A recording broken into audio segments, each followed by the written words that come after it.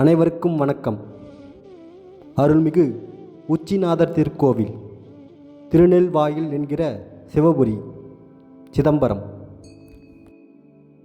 இறைவன் பெயர் உச்சிநாதர் மத்தியானேஸ்வரர். இறைவி பெயர் கனகாம்பிகை. ஸ்தல விருட்சம் நெல்லி. தீர்த்தம் கிருபாசமுத்திரம். புராண பெயர் திருநெல்வாயில். ஊர் சிவபுரி. தேவார பாடல் பெற்ற காவிரி வடகரை தலங்களில் இது மூன்றாவது தலமாகும். தேவார பாடல் பெற்ற 276 சிவாலயங்களில் இது மூன்றாவது தலமாகும்.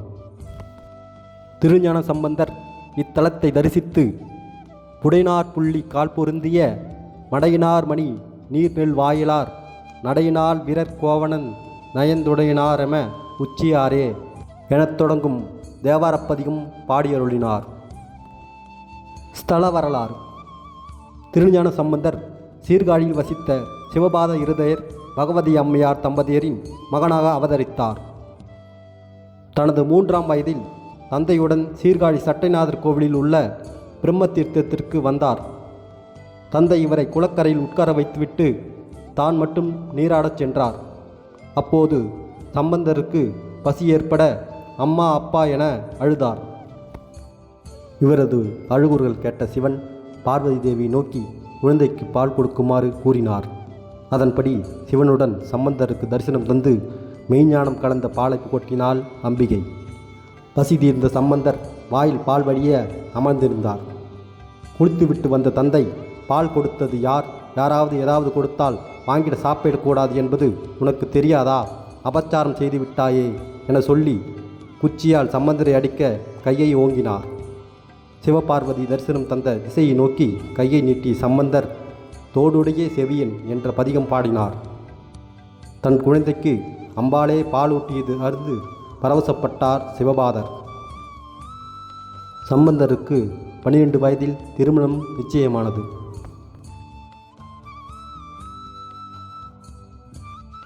மணமகள், உறவினர் மற்றும் சிவனடியார்கள் 63 பேருடன் சிதம்பரத்திலிருந்து ஆச்சால்புரம் சிவன் கோவிலுக்கு அவர் சென்றார்.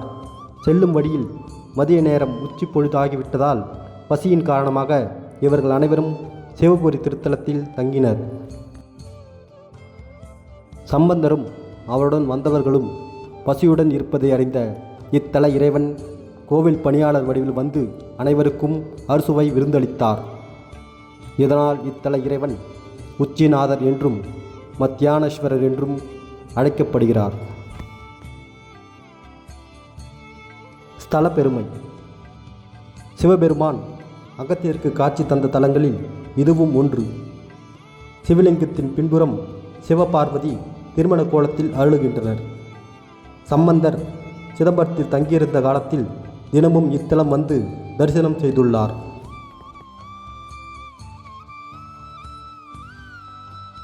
சிதம்பரம் நகருக்குட்பட்ட ஒரு பகுதியில் நெல் வயல்கள் அதிகமாக இருந்ததால் இப்பகுதி திருநெல்வாயில் என அழைக்கப்பட்டது.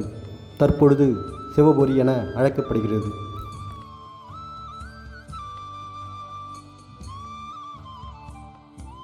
பார்வதி தேவியிடம் ஞானப்பால் அருந்திய ஞானசம்பந்தருக்கு இறைவன் உணவளித்த தலம் இது.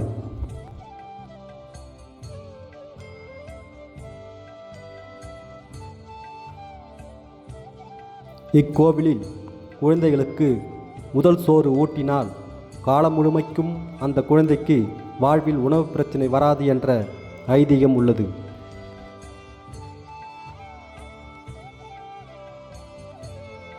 இத்தல முருகப்பெருமானை அருணகிரிநாதர் திருப்புகழ் பாடியுள்ளார்.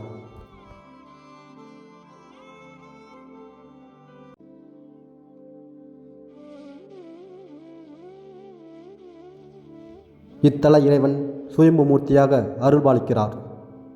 கிழக்கு பார்த்த 5 நிலை ராஜகோபுரம், ஒரு பிரகாரம், சிவபெருமான் கிழக்கு பார்த்தும் அம்மன் தெற்கு நோக்கியும் அருளுகின்றனர்.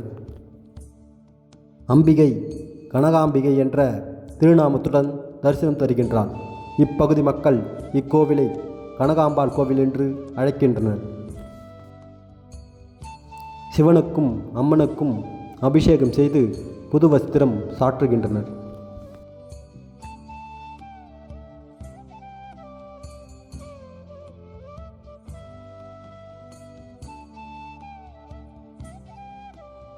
இத்தலம் சிதம்பரத்திற்கு தென்கிழக்கே 5 கிலோமீட்டர் தொலைவில் உள்ளது. தற்காலத்தில் சிவபுரி என்று அழைக்கப்படுகிறது.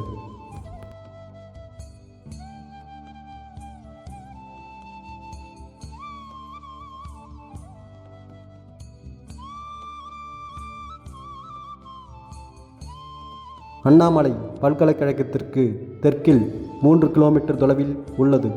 சிதம்பரம் பேருந்து நிலையத்திலிருந்து 4 கிலோமீட்டர் தொலைவில் உள்ளது.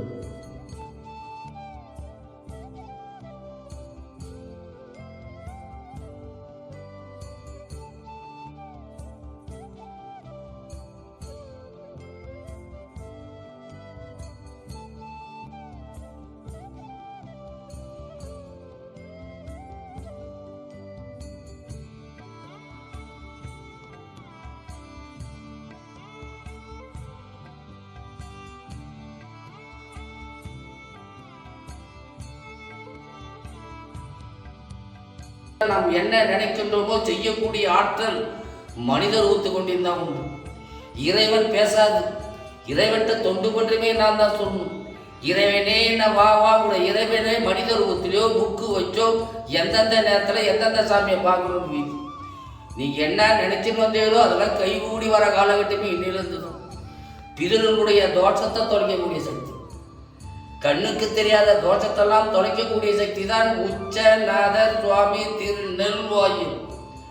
ஒவ்வொரு தாய்தவனும் நான் நன்னா இருக்கணும், கோயிலுக்கு வரதுடைய என் குழந்தைகள்லாம் எஜுகேட்டில் இருக்கணும், நல்ல வரம் கிடைக்கணும், நல்ல வேலை கிடைக்கணும், ஆகார பிரச்சனையும் நோய் நொடிகளும் இல்லாமல் இருக்கிறது தான் உச்சநாதர் சுவாமி திருநெல்வாயில். திருஞான சம்பந்தர் உச்சநாதரை வழிபட்ட தெய்வம். திருஞான சம்பந்தர் கல்யாணமாக எப்படி ஐக்கியம் ஆச்சால் புறம்னு ஒரு ஊர் இருக்கு. அங்கே தான் கல்யாணமாக எப்படி ஐக்கியம். அவர் கல்யாணத்துக்கு 12,000 திருக்கூட்டங்கள். ஒரு திருக்கூட்டத்தில் 100 பேர்ப்பா, 200 பேர்ப்பா, 300 பேர்ப்பா, 10 பேர்ப்பா, 5 பேர்ப்பா, 4 பேர்ப்பா, 2 பேர்ப்பா, ஒருத்தவா கூட இருப்பா. அந்த 12,000 திருக்கூட்டத்துக்கும் ஒரே நேரத்திலே உச்ச வேலையிலே பெரிய நேரத்திலே 12,000 திருக்கூட்டம் ஆகாரம் போட்டு மோட்சத்துக்கு அனுப்புவது.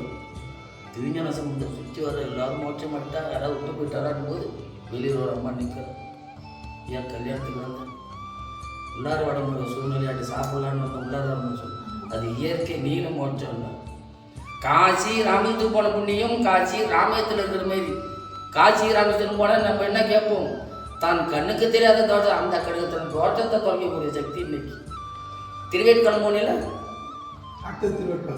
திருவேட்களத்தில் காசி விஸ்வநாதர் கிடையாது. உச்சநாதர்கிட்ட காசி விஸ்வநாதர், பால்வண்ணிநாதர்கிட்ட காசி விஸ்வநாதர் கிடையாது. ஆச்சால் பொறுத்த காசி விஸ்வநாதர். காசி ராமேஸ்வரம் போன புண்ணியம் காசி ராமேஸ்வரம் இருக்கிறது. தேனாய் தீம்பழமாய் சுவை சேர்க்கரும்பாய் அமுதம் தானாய் அன்பர்களே இனிக்கின்ற தனி பொருளே வானாய் காலடலாய் புனலாய் அதுவாழ் புவியாய் ஆனாய் தந்தனையே அருள். இன்னைக்கு உங்களுக்கு ஆசீர்வாதம் பண்றார். சூரியன் சந்திரன் தான் எல்லா கோயிலையும் பார்ப்பேன். இந்த ஒரு ஸ்தலத்தில் ஒன்று தான் திருஞான சம்பந்தர் சூரியன் சந்திரன் சனி செவ்வாய் பஞ்சமி எப்பேற்பட்ட பாடல் போட்ட சூரிய சந்திரன் தான் ஒன்றா இருக்கும். இங்கே ஒன்று திருஞான சம்பந்தருக்கு தான் கல்யாணம். அப்பேற்பட்ட இதில் இது யார் மூலியமாக பார்க்க வரீங்களோ அவள் தான் இறைவனுக்கு சமம். அவள் மூலியமோ யார் மூலியமாக வரையிலோ அவள் தான் இன்றைக்கி வந்து புக்கோ யார் மூலியமாக வரையிலோ அவள் தான் இன்றைக்கி இறைவனுக்கு சமம். என்ன பார்க்கறதுக்கு கிராமங்கள் இருக்கணும். எல்லாம் ஆயிடுச்சு வந்து தெரிஞ்சோ ஆயிடுச்சு வந்து காட்டினா உண்டு. என்ன போனை வச்சு ஏதாவது எல்லாம் தெரிஞ்சால் உண்டு. இல்லைன்னா வரத்துக்கு சான்ஸ் கிடையாது. சௌக்கியமாக இருக்கணும். இங்கே பிரதோஷம் தான் விசேஷம். இதெல்லாம் உண்டி கிடையாது, கவர்மெண்ட்லாம் கிடையாது, ஆதீனம்லாம் கிடையாது. எல்லாத்துக்கும் சக்கரை புளிஞ்சாலும் போக்குறதுலாம் 3 கிலோ சக்கரை பொங்கல் மட்டும் நீங்கள் ஏற்றுக்கணும். அதில் தானம் தரம் பண்ணும்போது இதில் பிதர்களுடைய தோஷத்தோடையும் அப்பேற்பட்ட இதில் எல்லாமே மேலும் மேலும் ஒவ்வொரு தான் நோய் நொடியும் இல்லாமல் ஆகாரம் குழந்தைகள் பேரன் போத்திக போக்குவரத்து அத்தனை பேரும் சௌக்கியமாக இருக்கணும். என்னுடைய ஆசீர்வாதம் வந்து வரல கட்டுமா.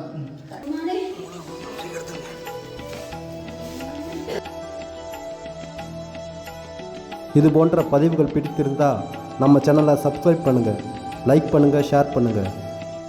குருவடி சரணம், திருவடி சரணம். நன்றி.